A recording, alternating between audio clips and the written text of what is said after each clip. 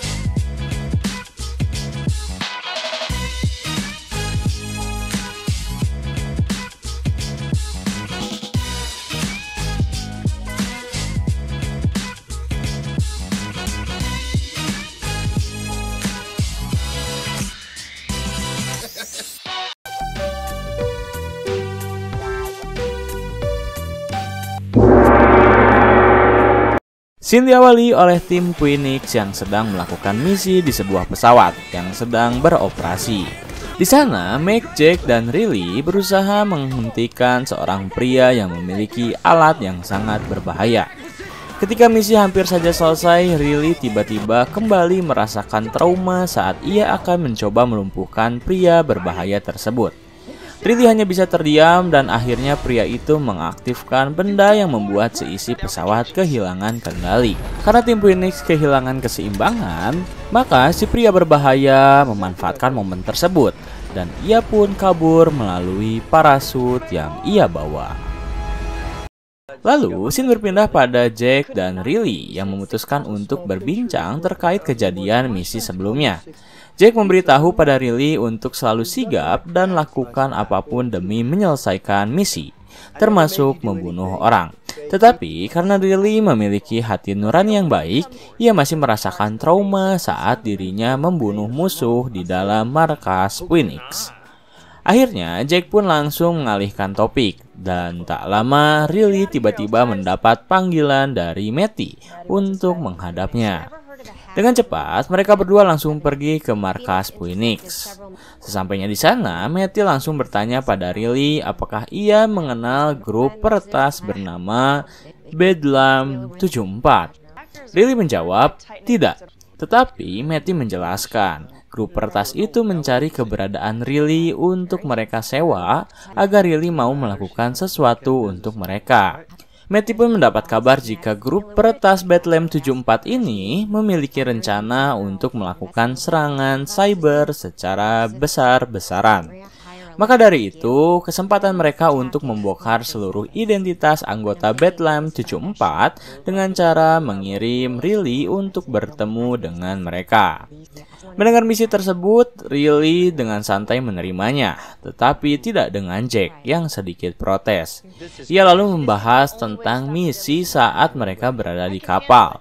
Namun, Matty justru menyalahkan Meg dan Jake atas misi tersebut, karena menurutnya membunuh adalah salah satu hal paling sulit di pekerjaan ini. Matty hanya menugaskan Meg dan Jake untuk mengawasi Riley dari mobil dan membantunya jika ia terlihat kesulitan. Lalu Matty pun pergi. Karena tak bisa berbuat apa-apa, akhirnya Meg, Jake, dan Bowser memberi dukungan moral pada Riley untuk melakukan tugas lapangan pertamanya sendirian.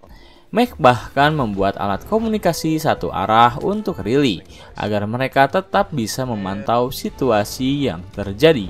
Malam pun tiba, Riley bergegas pergi ke tempat di mana Bedlam 74 berada. Baru saja tiba di pintu, langsung dilakukan kepadanya pengecekan ketat oleh salah satu anggota di sana. Setelah merasa aman, barulah Riley dipersilahkan masuk. Di dalam gedung, ia langsung disambut oleh beberapa peralatan komputer yang terlihat sedang mengerjakan sesuatu. Karena tak ingin menimbulkan kecurigaan, Riley berpura-pura menjual mahal pada komunitas tersebut dengan bertanya misi apa yang harus ia lakukan. Dan jika mereka tak menjelaskan misi tersebut, maka Riley akan pulang. Alih-alih menuruti permintaan Riley, ketua dari Bedlam 74 yang bernama Cyclone justru menodongkan senjata padanya dan menyuruh Riley untuk meretas seluruh listrik kota. Sebagai syarat mereka akan menyewa Riley. Pada awalnya Riley menolak, tetapi karena nyawanya sedang terancam, ia menyetujuinya. Di kejauhan, Jack yang mengetahui hal itu langsung merasa emosi. Ia keluar dari mobil dan berniat mengacaukan grup peretas tersebut. Tetapi Mac menahannya dengan alasan Riley pasti bisa menangani hal tersebut. Ia meminta Jack untuk bersabar karena itu adalah satu-satunya petunjuk bagi mereka untuk bisa memecahkan kasus ini. Lalu Jack pun terdiam. Akhirnya Riley mengeluarkan laptopnya, mengetik sesuatu dan tak lama listrik pun mati sekaligus ia mengirim virus malware pada laptop milik grup Bedlam 74. Riley mengancam jika Cyclone tak menyingkirkan pistolnya, maka virus akan menghapus seluruh data milik Bedlam 74 dan rencana mereka terancam gagal. Dan situasi pun akhirnya berpihak pada Riley. Setelah itu, Cyclone menjelaskan misinya.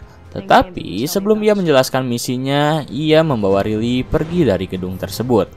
Sementara Jack memutuskan untuk melakukan protes langsung pada Matty.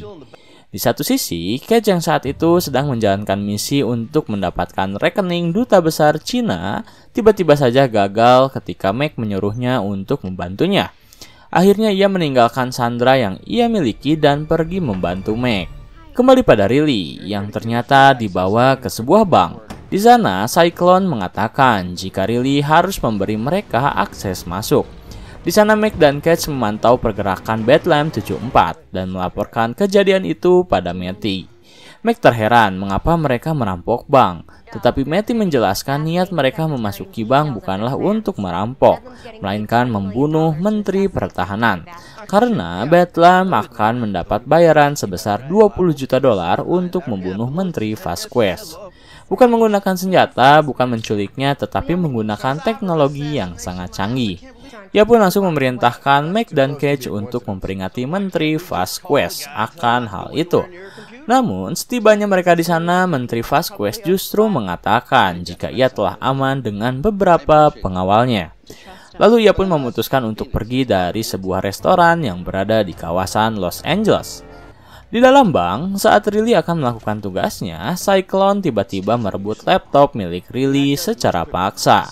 Dan ternyata Riley tertangkap basah sedang mengirimkan sebuah berkas pada seseorang.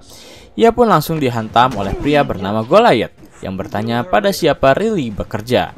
Tetapi karena tugas Riley hampir selesai, Cyclone pun tak mempedulikan hal itu.